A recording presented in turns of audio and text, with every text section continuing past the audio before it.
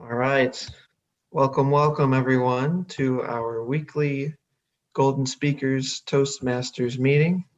I'm your president, Aaron Russell, and it is our December 22nd, 2020 meeting on Tuesday at 7:45 p.m. The mission of our Toastmasters meeting, our club as a whole, is to provide a supportive and positive learning experience in which members are empowered to develop communication and leadership skills, which in turn result in greater self-confidence and personal growth. Let's hear it for our mission.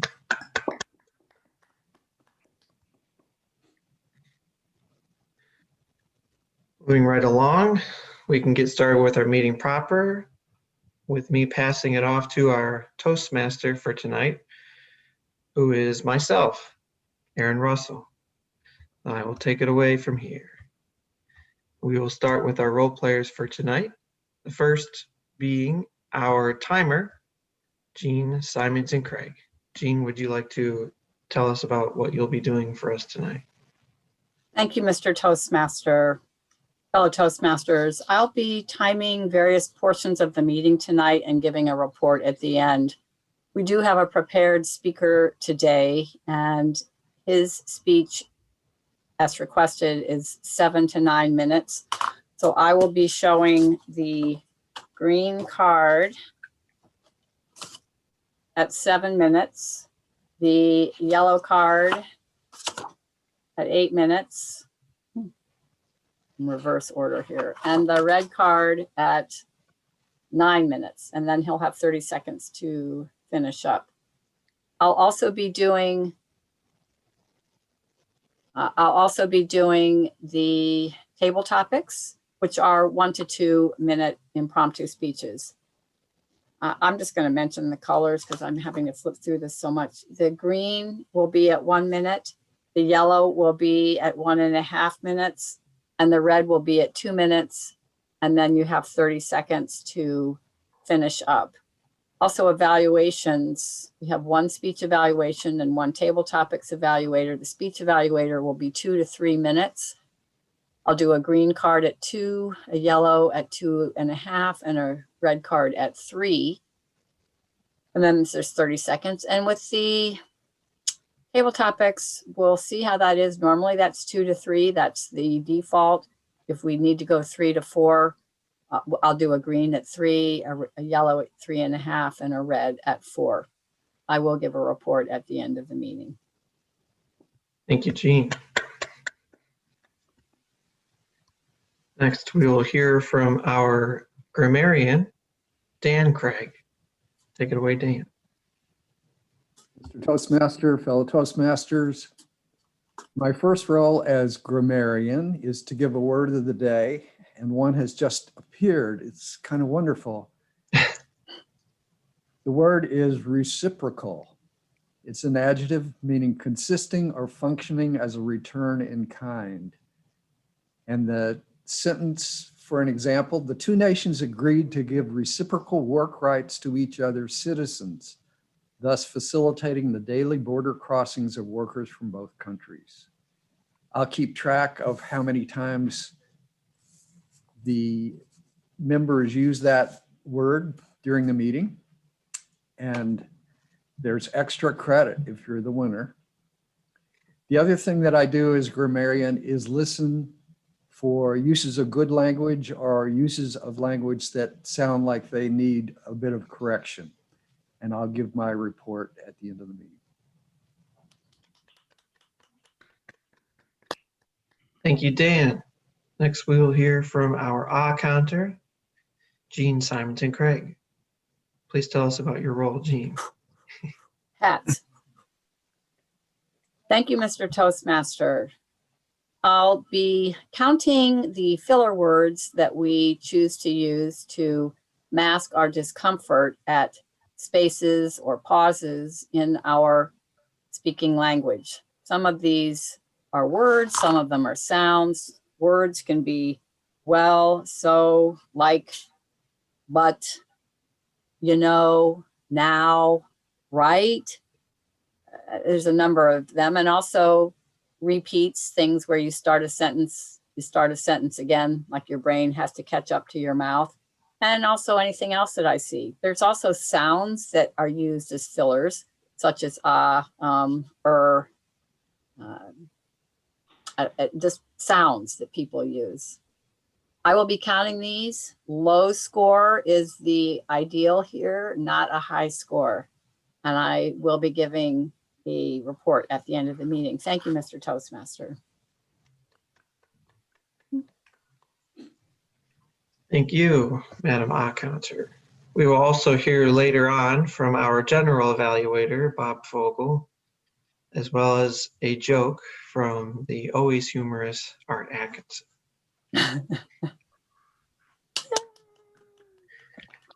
Next, we'll move on to the prepared speech portion of tonight's meeting. I will pass it off to the general evaluator to introduce the evaluator for tonight's speech. So take it away, Bob.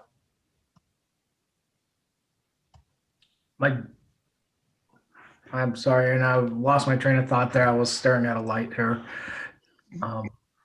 My role as general evaluator is to evaluate our evaluators this evening.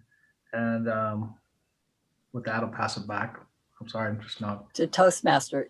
Yeah, and the Toastmaster can, in introducing the speaker, can just quickly ask the evaluator to read the objectives for the speech.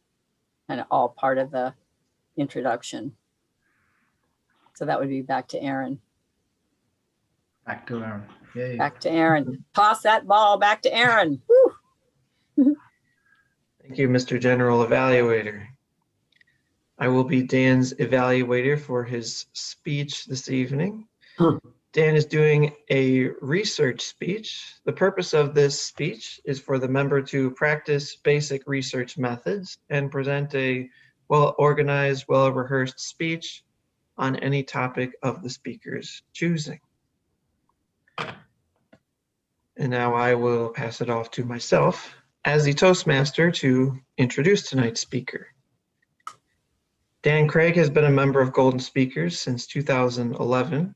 He lives with his wife, Jean, and two great dogs, Porter and Aubrey, and, like many of us, has worked from home since the early spring.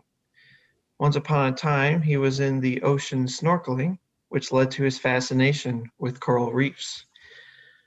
Just as an order of business, he requests that after he shares his screen with everyone, that they click the following settings. At the top of your screen in the center, you will see you are viewing Dan Craig's screen. You will drop down that to view options and then choose the side-by-side mode. It says upper right corner, view side-by-side speaker. Those are two different steps. Different steps. So when he says you're viewing Dan's screen, there'll be options right next to that. You'll click on the down arrow and click side by side. And then up in the upper right corner of your regular Zoom window, there's a view. And when you hover over that, you'll want to do side by side. Okay. And if people don't manage it, nothing will be harmed. So Yeah. I think it'll be the best that way. Yeah.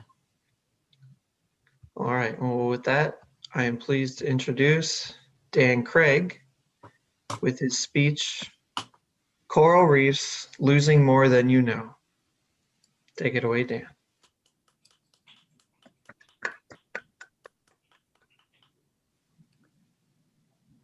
Mr. Toastmaster, fellow Toastmasters, how many of you have visited a coral reef by a scuba dive or snorkeling?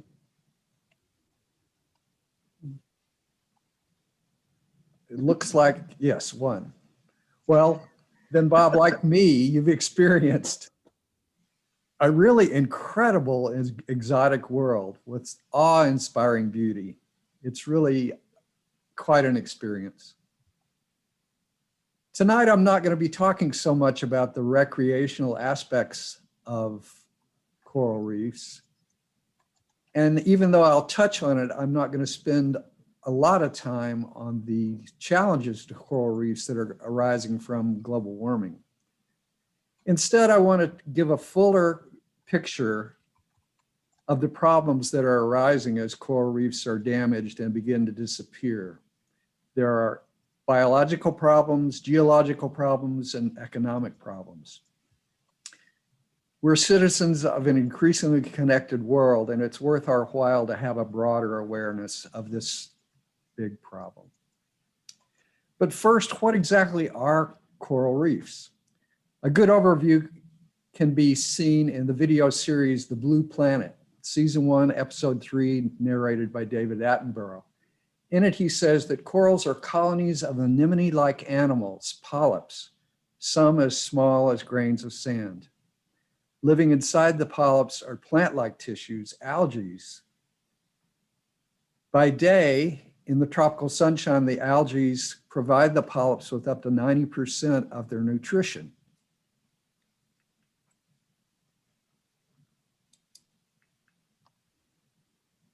And when it's dark, the polyps continue to feed by using their tentacles to grab particles that are drifting by.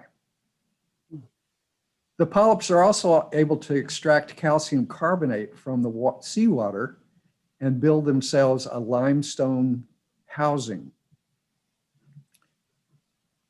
Some colonies of corals can live for centuries, and some of the structures they build are as big as a house. The biggest city that they built in the world is the Great Barrier Reef, which stretches for 2,300 kilometers along the northeast coast of Australia. Coral reefs occupy less than 0.1% of the ocean's surface, yet they're a home to a quarter of all known marine species. They're very complex, infinitely varied structures. The Columbia University Earth Institute, January 26, 2018, noted that crustaceans, reptiles, seaweeds, bacteria, fungi, and over 4,000 species of fish make their home in coral reefs. But today's reefs are threatened by warming seas.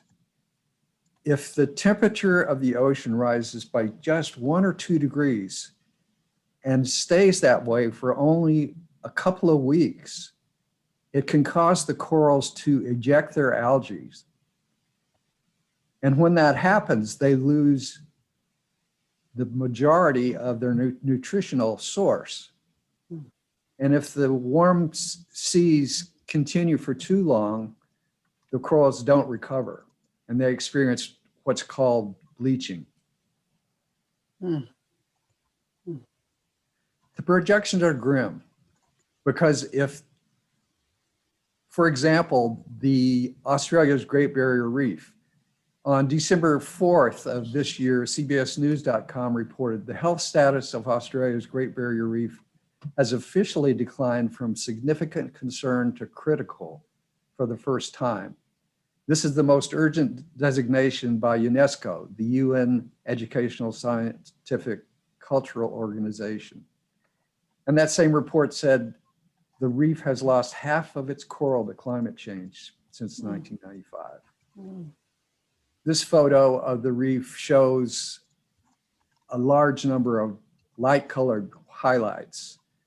Those are areas apparently that have been bleaching.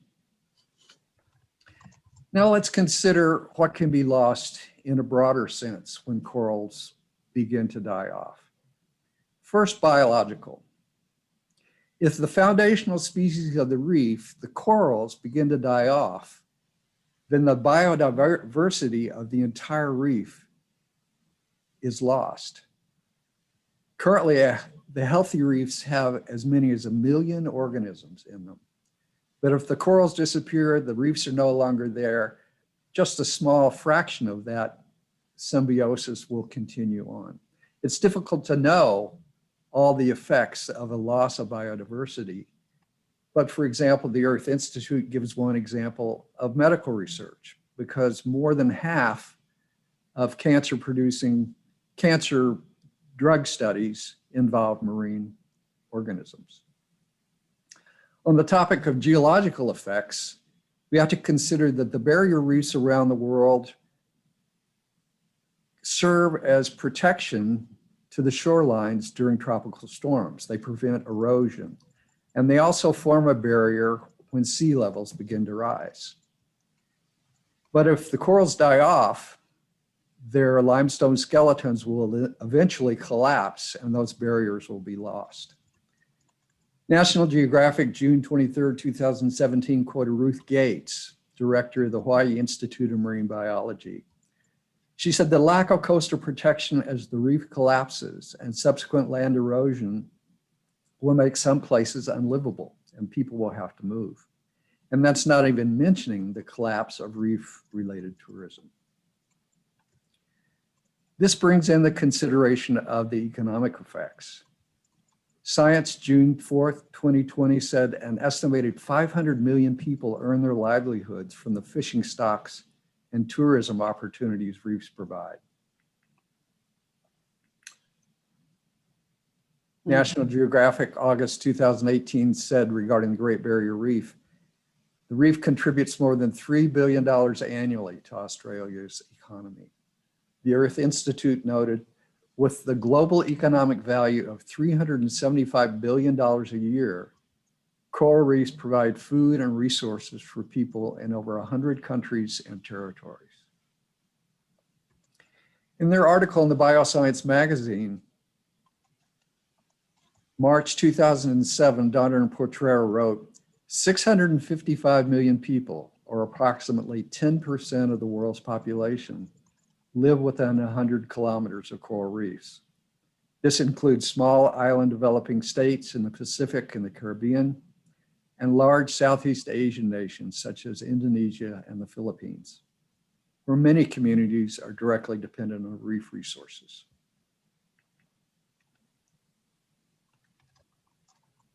In summary, from the losses to the economies of developing nations, to the losses to science and nature in general as biodiversity is reduced,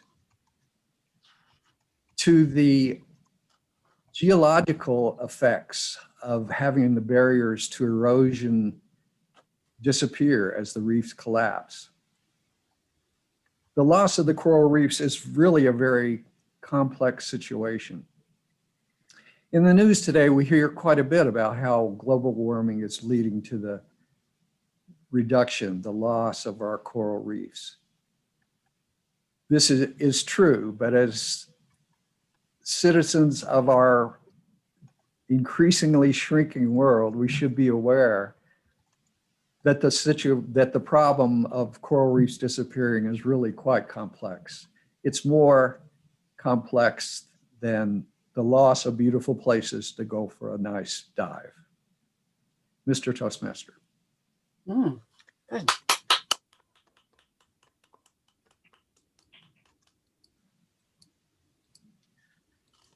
Madam Timer, could you please give us 2 minutes to evaluate our speaker? Okay, Mr. Toastmaster. Thank you, Madam Timer. I have conferred with the speech evaluator, and he has told me that he would like to have some additional time to evaluate the speech. So he's requested that well, first we have to ask if the speaker qualified. The speaker did qualify. Excellent. And yes, as I was alluding to, I would request that we move on to table topics at this time, if that is fine with our table topics master, Bob. You ready? I think Bob's on mute. How's that? Is that better? Yeah. All right. Take it away, Mr. Table Topics Master. Thank you. You're back on mute, Bob.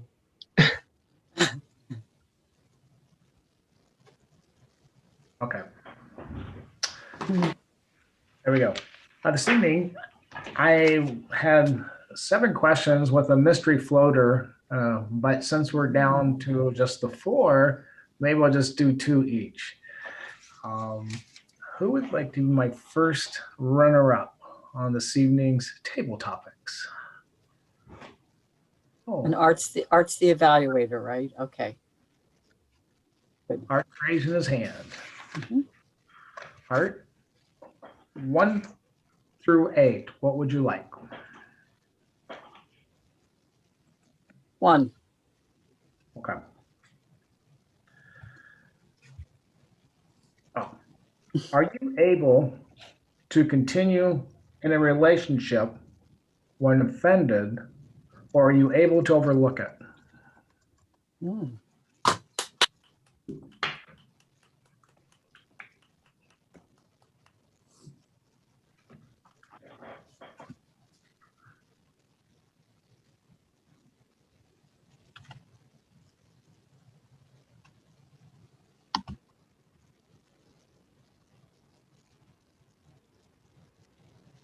Thank you, Mr. Topics Master. Am I able to continue a relationship when I've been offended? Can I overlook offense? I believe that it really depends on the offense and the motivation that the offender had. I give offense inadvertently all the time and find myself apologizing. And it was a hard lesson to learn.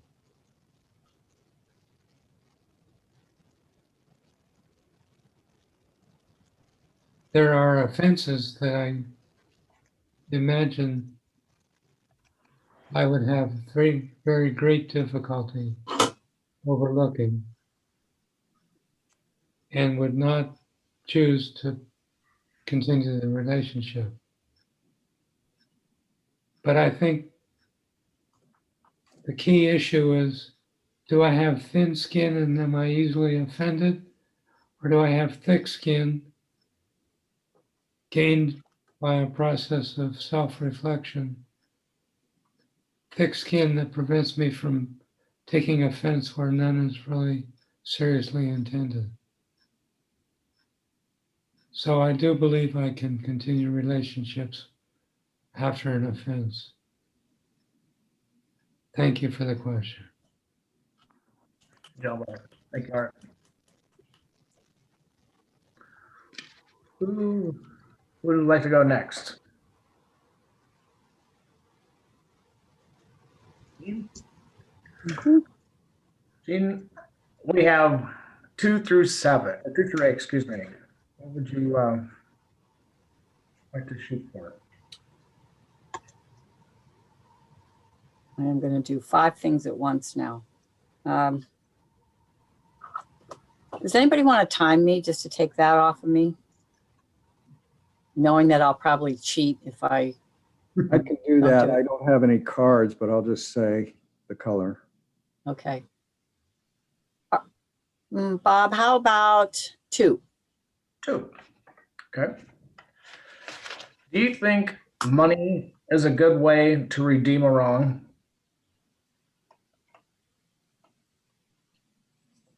Explain, please. Good. That's good.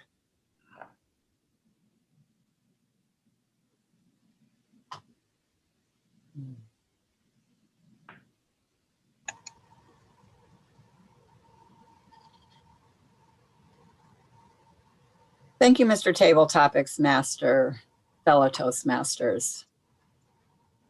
An interesting question. Can money help redeem a situation? I would say, from my perspective, on the receiving end, it never hurts. If someone has wronged me in some way, and I do piggyback on Art's comments about it does matter if it's a small, medium, or large egregious action. But if a sincere apology can be made, and if there can be a contribution to my play fund, vis-a-vis some dollars or entertainment, and to get me back in my happy, fun-loving place, that can help. It definitely can help. I think that the sending of flowers when there has been a mistake or an offense is a very powerful tool. It's not quite money, but it's something that is visual and beautiful and meant to touch the heart. But they do cost money, particularly if you've ever tried to buy them. They do cost money, so there's an appreciation there. Flowers work. So I would say money can pad out the experience and generate some extra goodwill sooner.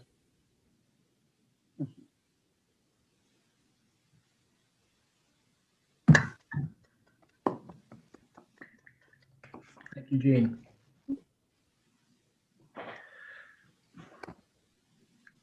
Who would like to be next? We have 3 through 8, since 1 and 2 has been taken. Aaron? Aaron. All right.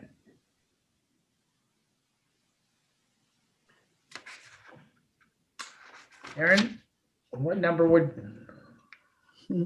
or you want me? 5? 5. Okay, 5 it is. How would someone redeem their reputation?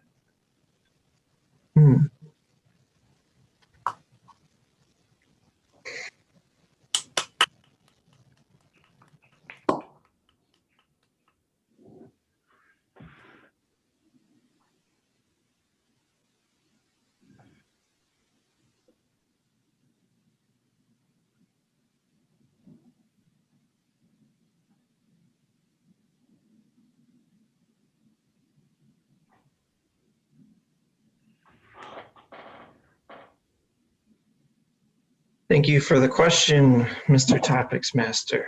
Fellow Toastmasters, viewers at home, it takes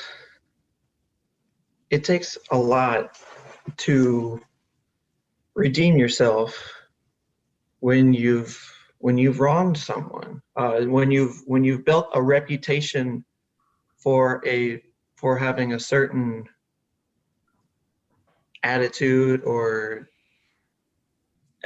doing a certain action. Trying to rid yourself of that past and overcome it is not easy, especially if it's something that's been imbued into your subconsciousness almost. I know that I've had a reputation in the past with my wife where maybe I haven't been as involved in my daughter's upbringing sometimes as she would like. And that's a reputation that I am trying to overcome and become more involved in the more intricate experiences of her life, like changing diapers and being more involved in the like nighttime routines when she wakes up in the middle of the night and stuff like that. And it's easier said than done when you get into these habits of the sharing of the different aspects of raising her. Whereas, with my wife, she's the one that has to breastfeed her, obviously, and so she's kind of stuck doing that. And then I'm going off to work all the time, and especially with me being here in the Quad Cities, it makes it more difficult when I come back home to get back into that routine again of trying to help out and being a present father instead of just being around for the fun stuff, I guess, right? And so it takes a very conscious effort of trying to say, okay, this is happening. I need to be involved. I need to help out because it can be very easy sometimes to just pass it off. And so having that very in the front of your mind attitude about it all is really, in my opinion, what makes all the difference in the world. Thank you. Thank you, Aaron. Madam Timer, do we have enough for a few more questions? Now that would be the Toastmasters' job to keep us on track and see where we are. And I apologize for, I was so busy counting Aaron's repeats that I lost track of the time. I forgot to time. So I'm trying. Mr. Toastmaster. We are still cooking. We still have quite a bit of time. Okay. Yes, Dan, you want to go next? Dan. All right, Dan. No pressure, but here's the question. What is an example of redemption? Oh, I never even gave you one. Uh-oh. See, I jumped ahead of you. I think you're I'll gonna pick take that one. number 4. Okay, I got subliminal messages. You're gonna do number 4. All right. Is that okay? Sure. Okay. What is an example of redemption in a marriage? Oh.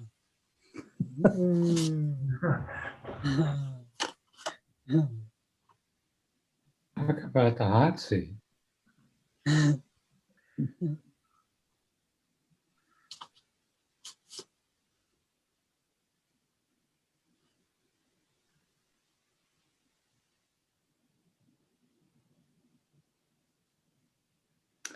Mr. Topics Master, fellow Toastmasters, I'm glad there's no pressure.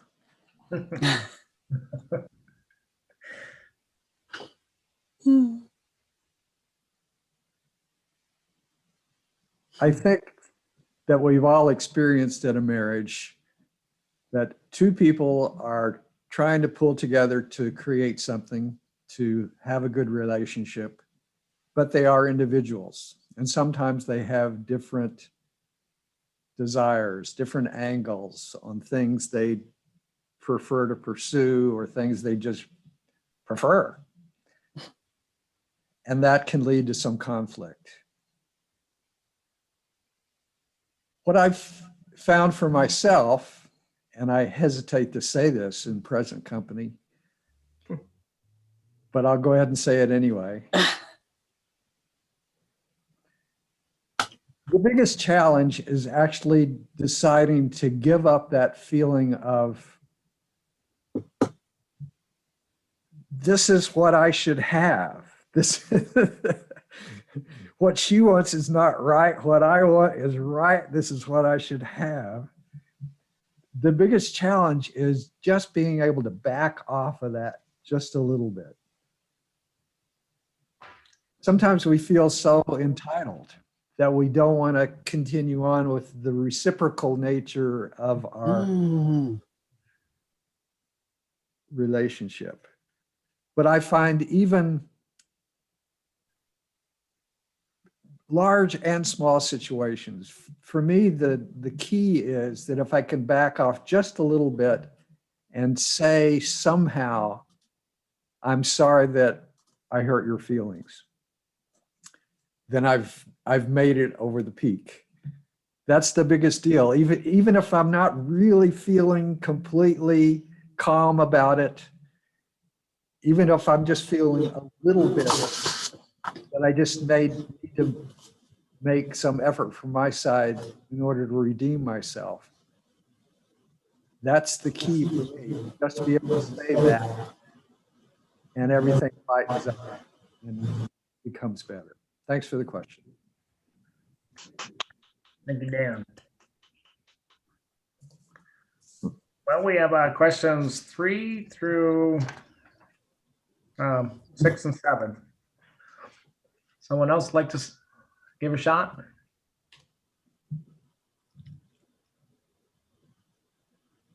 Is it time to start going again? Okay, so Art's up. Art's up. Art? It's round 2. Yeah. Yes. So we have 3, 7, 8. Yeah, 3, 7. Yeah. Should have more. We should have one more. Yeah, excuse me, one more. Anyways, I have 4. So Okay. 3, 7, 8. He ought to be able to pick one out of those at least. 3, 7, Number 3, 6, 7, 8. There we go. 3, 6, 7, 8. Okay, 3. 3. Are there evil actions that can never be redeemed?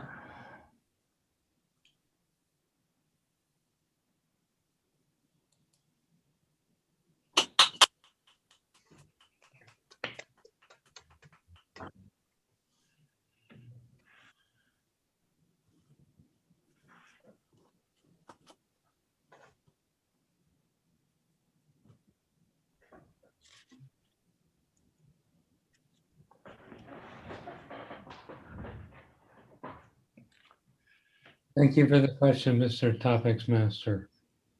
Good evening, fellow Toastmasters.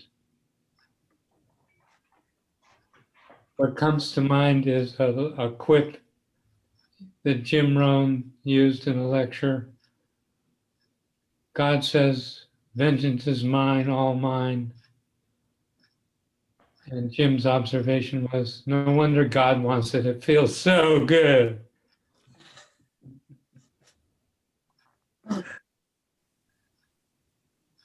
I would have difficulty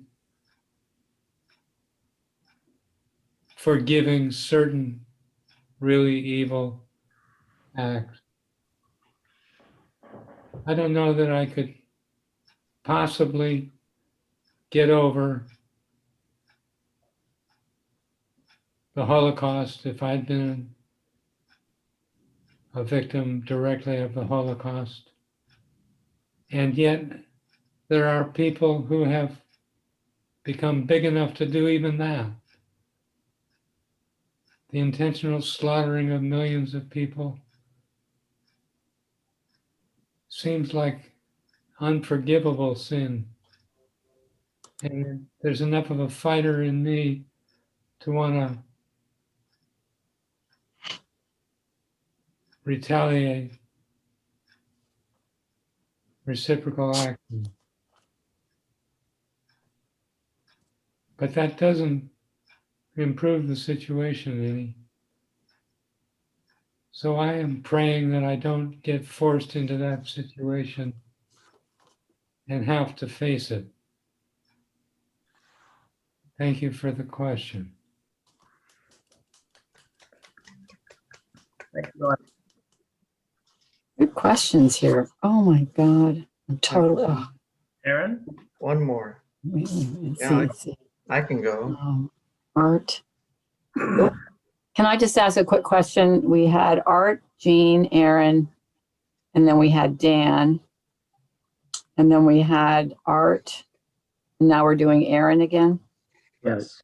Is that right? Closing it out. Okay.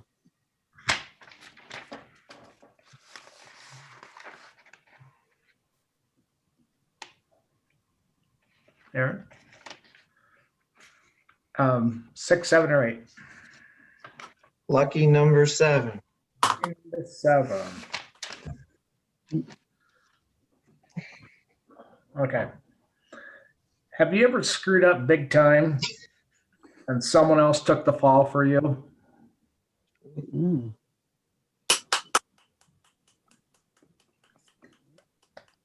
Boy, Bob doesn't mess around. You want me to short questions, so that's what I've been doing, compacting them. It's good. It's very good.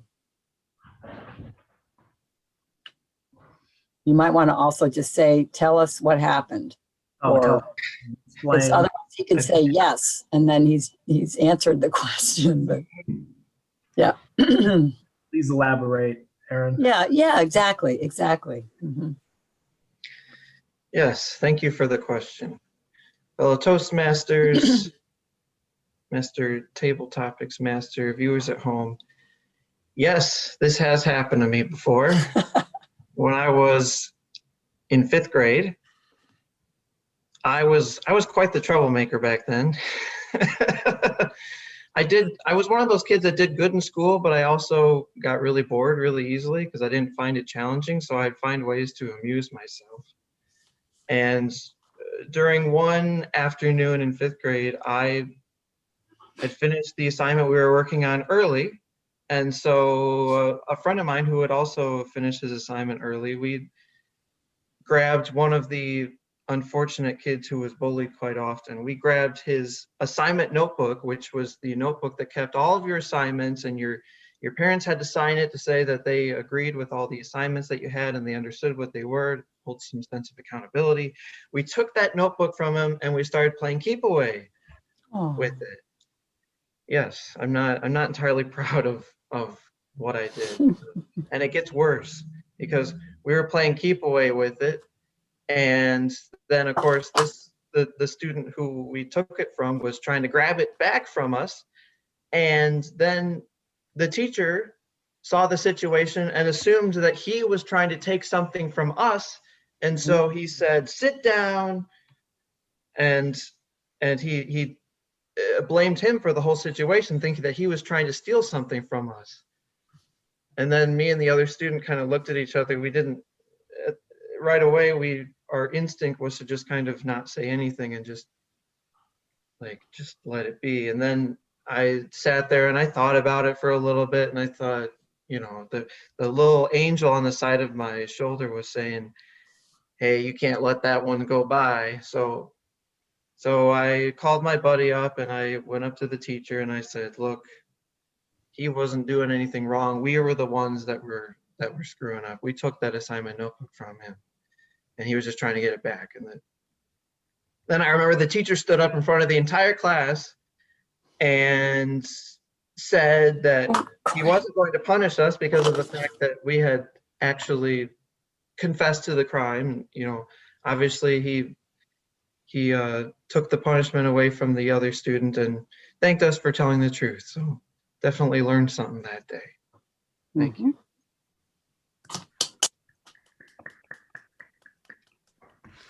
Thank you, Aaron. Mr. Toastmaster, do we have time for another question? No, we have to move on. Okay. Aw.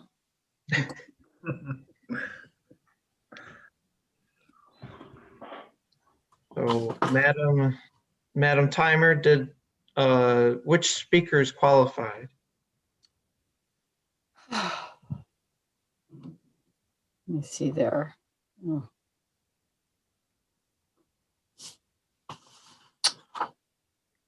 Everybody qualified, and everyone gets to be voted, because if you had two, you had to vote my rules. You have to qualify on both of your speeches to be in voting category. I've never But heard that rule fortunately, before. well, I just decided, because otherwise it gets too confusing. Too many things to vote on. But anyway, it's a moot point because everybody qualified under those rules. And that would be Art, Jean, Aaron, and Dan. All right. So please, as the Toastmaster, please send me your vote amongst those four for who you believe to be the best speaker or table topics speaker. Mhm.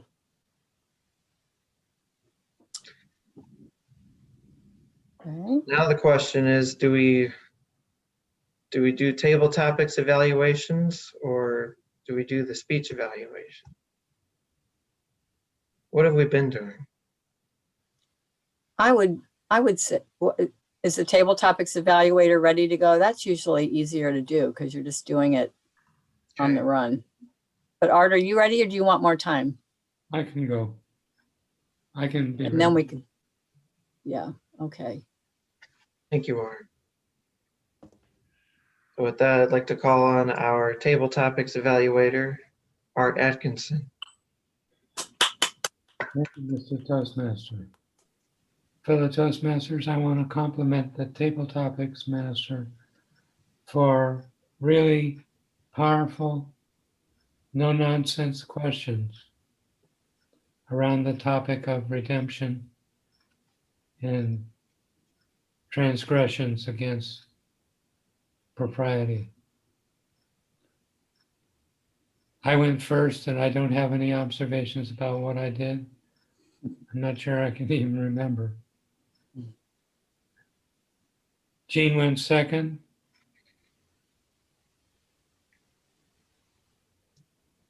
She answered the question, was money any part of making a redemption successful? Did someone improve his apology by including a money payment or flowers or some other kind of gift? Answered the question directly. She gave a personal example of the kind of thing, flowers being her choice, that costs money that would make an impression upon her. Aaron went second. Art, you have 3 to 4 minutes, by the way. Green at 3. Okay. Aaron answered the question, was it possible to overcome, to redeem oneself if the reputation was damaged? And he gave us a personal story of his work on rebuilding a reputation around child rearing after having damaged it with his wife by another kind of behavior that left her holding that bag. So he answered the question directly, stated the opinion that it was possible, but it was hard work. Aaron went third. Was there any possibility of redemption in a marriage? He answered the question directly. And his key point was that he found that the decision to give up his fixed position, even though he might not feel fully committed to giving up his fixed position, to just do it anyway, had a magical effect in smoothing over transgressions and disagreements. Aaron, the second time he went, answered the question, had he ever messed up big time? And told us the story of his antics with a fellow transgressor in stealing the notebook of a fellow student in 5th grade, tormenting that kid. Told about how he decided to confess rather than let the kid take the fall unnecessarily. I don't have suggestions for anyone. Everybody greeted the audience, answered the questions directly, told personal stories, and wrapped up in a convincing way. Back to you, Mr. Toastmaster.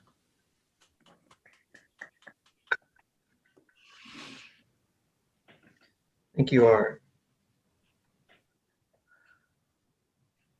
Now we will backpedal a bit here, go back to the speech evaluation for Dan's speech. And that will be given by me, Aaron Russell. Okay. It's all right. You ready, Madam Timer? Mhm. Dan gave us another wonderful, well-rehearsed, very informative speech tonight on a topic that's obvious that he's very excited and passionate about, coral reefs. I appreciate even before his speech properly began, he helped us out with a technical aspect of his speech. He showed us how to put the side-by-side with his PowerPoint slides and himself speaking, which I thought was awesome. When I did that, it was really great to see the slides over here and Dan's face over here, and not having to kind of switch back and forth between the two or have one really tiny. And I just appreciate that Dan took the extra time to teach us something. And when he started off the speech right away, he engaged the audience with a question. How many of you have visited coral reefs? It seems like I was the only one that's ever visited one, which is quite depressing because they are absolutely beautiful. And I definitely recommend it to everyone to do it once in their life. I loved the visuals with the coral reefs, with the PowerPoint slides that Dan had. It shows both the beauty of the coral reefs as well as the unfortunate slow decay of the reefs due to the leaching that Dan touched on. And it really gives the audience an understanding of what is actually happening instead of just being described what's happening. Dan gave us sort of a stake in the game, as I like to say. Instead of coral reefs just being something pretty to look at, he gave us reasons why we should care about them. Economic dependency on coral reefs for some of the local populations, and honestly around the world, from what it sounds like. Loss of biodiversity, as well as the erosion that coral reefs can prevent. So I like that he touched on other aspects of coral reefs and why we should care about maintaining them. It was very well researched. He cited quite a few different resources, and they weren't just, generic online news articles. I mean, at one point, I think at the beginning, he even referenced a TV episode. But I appreciate that he had very diverse references. Something I noticed with Dan is that it felt like he was reading off of his screen a lot. Like I could see him scanning across his computer screen sometimes while he was speaking. It was a little bit distracting with the eye contact. Maybe just a bit more rehearsal ahead of time could have allowed him more time to talk directly to the audience. And a lot of numbers and facts I heard from Dan, which is great. I think the numbers by themselves don't tell the whole story. Sometimes it's the gestures and it's how you make the numbers sound. Instead of just saying that there's, a million different coral reefs have a million different distinct organisms, saying there's a million organisms, and as the coral reefs are dying, they're being shrunk down to just a fraction of what they are before. And just using the hand gestures and the vocal variety with the numbers helps the audience understand the facts and the figures more, and understand how coral reefs are impacting the biodiversity, for example. But overall, it was a very engaging topic. It was obvious that it was well rehearsed, and I think Dan is very passionate about it, and it showed during his speech. Thank you.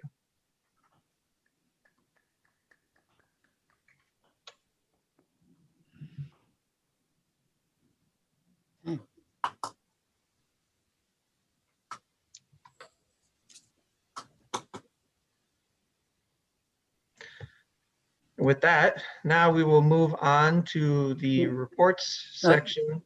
What? Hand off to the general evaluator. Yeah, I was going to do that. Okay. But we're also going to vote. Oh, yeah. Madam Timer, could you tell us which of our evaluators qualified? Art qualified. All right. This is a new state of affairs. So we will move on to the general, or the report section. So I'll pass it off to the general evaluator, Bob Fogel. Take it away, Bob. Thank you, Mr. President. this evening, it's my duty. Good evening, fellow Toastmasters and viewers at home. This evening, my role is to evaluate the evaluators. And starting off this evening, we're going to start with Art. Art, he started off with praise to me. It's not that I really appreciate that, Art. But yes, Jean. It's not a big deal, but normally in our agenda, we would do the grammarian and the counter and the timer report first, and then do your evaluate the evaluators. That's the way it is in the agenda.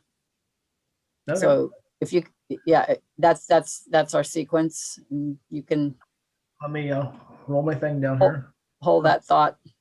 Okay. So we will back up. So this evening is Madam Timer. Jean. Yes, yes. I'll give you my report. Thank you, Mr. General Evaluator. We had our prepared speaker, Dan Craig. His time was 8 minutes, 43 seconds. Evaluation Art was 3 minutes, 55 seconds. He had 3 to 4. Aaron was 3 minutes, 38 seconds. He had 2 to 3. Table topics, speaking, Art, 1 minute, 43 seconds. Me, 2 minutes, 5 seconds. Aaron, 2 minutes and 30 seconds. Dan, 2 minutes and 10 seconds. Art, 1 minute, 53 seconds. Aaron, 2 minutes and 3 seconds. And that's my report. Thank you, Madam Timer. Now we're going to move along to our grammarian this evening, Mr. Dan Craig. Take it away, Dan. Mr. General Evaluator. Tonight, I believe Art and I were the ones that used reciprocal. I'm not sure that I heard anybody else. Listening to the table topics tonight, I made note of a few phrases that I heard. One that stuck out for me was Art quoting Jim Rohn saying that God says vengeance is mine, and no wonder he likes it. It feels great. Aaron, in his second talk, had a really nice sequence. He said, yes, I'm not actually proud of what I did, but it gets worse. And then he said, the little angel on the side of my shoulder said, hey, you can't let that go by. Those were both pretty memorable. Art also said in his first talk, I give offense inadvertently all the time and find myself apologizing. As far as nice phrases in the prepared speech, I bet there were some, but I don't have that feedback loop worked out well enough to do that. Mr. General Evaluator. As a grammarian report. Now we're going to go on to our counter. Jean Symington Craig. Okay. Thank you, Mr. General Evaluator. Dan, I had clean as a whistle. Art, I had clean as a whistle. This is speeches and table topics. Bob, I didn't really see anything yet because he hasn't really talked because he was our table topics master. But fortunately, Aaron spoke. And Oof. he kept me moving. So I'll just run through it. I love Aaron. He's got a variety. It keeps me going. I tried. One like, 4 you knows, 5 ands, 2 and so's. Lots of repeats, double digits repeats. That's the thing. And I'd say it's because it's nighttime and people's brains are tired, but you're getting ready to start your day. So you are in trouble there if it's fatigue. Anyway, so that would be that piece. 1 right, 1 sort of. There was a kind of in there too. Started to get. Oh, we got to have those. And I don't have anything for myself because it was way too much for me to keep up with everything. But that's my report, Mr. General Evaluator. Thank you. Thank you, Jean. Without, I'll counter report. Mm. Now we're going to move on to our famous joke master of this evening, Mr. Art Atkinson. Hey. Please entertain us, Art. We're ready. Why God made. These are answers to questions about God and mothers given by second graders in the UK, where they call them mum. Mum. Why did God make mothers? Answer: she's the only one who knows where the Scotch tape is. How did God make mothers? Answer: he used dirt just like the rest of us. Another answer was, God made my mom just the same like he made me. He just used bigger parts. Why did God give you your mother and not some other mom? Number one answer, we're related. Number two answer, God knew that she likes me a lot more than other people's mom like me.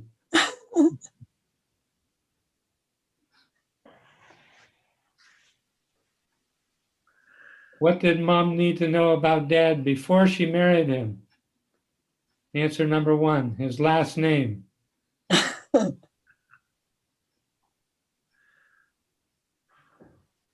Answer number two, does he make at least 1 million a year? Did he say no to drugs and yes to chores? Here's the best one. Why did your mom marry your dad?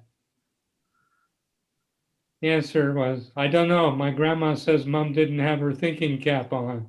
Who's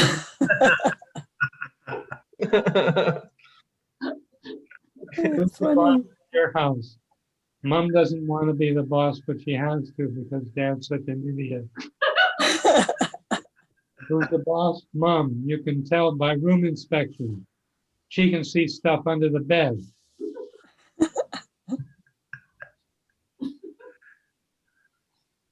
There's one more. I hear Sue laughing in the Yeah, I back. was gonna say, I can hear someone. Yeah, I Yeah. can't listen to this part. What does your mom do in her spare time? Mom doesn't do spare time. To hear her tell it, she pays bills all day long. What would it take to make your mom perfect? Answer number one. Now we'll change the question. If you could change one thing about your mom, what would it be? Answer number one, she has this weird thing about me keeping my room clean. I would get rid of that. Number two, I would make my mom smarter. Then she would know that it was my sister who did it, not me. Back to you, Mr. Toastmaster. General Evaluator, yeah. Thank you, Mr. Joke Master, for another entertaining sign off for the night. Now, my role as General Evaluator is to share and then do the evaluations. Is that correct, Jean? Right, evaluate the evaluators. Evaluate the evaluators. Okay, 3 to 4 minutes. 3 to 4 minutes. I'll talk slow. Madam Timer. Mhm. Again, Art, I'm going to start with Art. I like the way Art started the speech off. One, it spoke to my ego, but two, I also like the fact that he did address the questions. And that started the tone off for his evaluation with praise. And everybody does well with praise. And Art took the time to know what each question was for Jean, and he answered, and then he followed through. So he paid specific attention. And also with Aaron, same thing. And with everyone, Art gave that.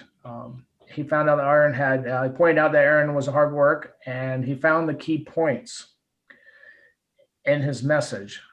Art, at the end, it was such a well delivered evaluation that Art didn't have any suggestions. And so my only suggestion is, as I'm in the Well Challenge this way, is that you would come up with some kind of a suggestion to the fellow topics. Aaron he started out praising Dan and how he covered Dan's technical ability, which I was impressed also about the coral reefs. Also, Aaron had a little quote. He goes, "Stake in the game." And that was kind of a catchy little phrase. I think that can be used by myself at some point. I can also tell that Aaron, he really felt, because he's been to the coral reefs as well as I have too. And so when Dan was given his evaluation, Aaron can really feel along and he was trying to tie it all together. He mentioned that Dan could have a little bit more rehearsal, and Aaron, he gave some good examples on how Dan could give more oomph in his speech. And I really like that about Aaron. And as far as a suggestion for Aaron, again, I'm going to pull an Art. I do not have a suggestion for Aaron. So my suggestion would be that I better get a suggestion. And with that, I will pass it off back to Aaron Russell, for the boards. You, Mr. General Evaluator. For our best speaker, to start off with meeting rewards, first we have our best speaker, and that was Dan.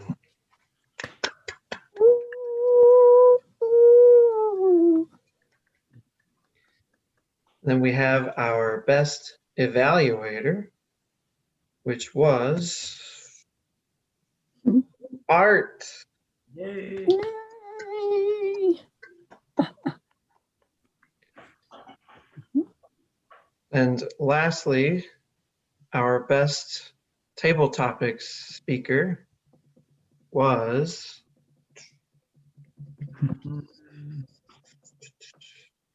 me. Hey. Thank you. Thank you. Thank you very much. And now I will pass it off to myself as president to close out the meeting. And with that, I just have one announcement. I guess not really an announcement, more of something in the future. It sounds like, did Lisa Purcell's confirm that she's coming next week, Jean? I guess I didn't get exactly. Yeah, she offered to come next week. Aaron and I invited her to come, and so we can ask her questions and just have her energy. She couldn't come tomorrow. She said she could come next week or the following week, and so I said, come next week. And then she came back to, oh, wait a minute, next week is my birthday. Oh, I didn't see that. Yeah, so I think what that means is she's going to, the next week after that will be the January 5th, and Bob will be up for that. So we could have a special guest and show off Bob for that. So that's where I think we are, Aaron. Yes, I must have missed that email. Yeah. Okay. So Lisa Purcell's she's the area director, right? Yeah. Right. She will be coming 2 weeks from tonight. Mm-hmm.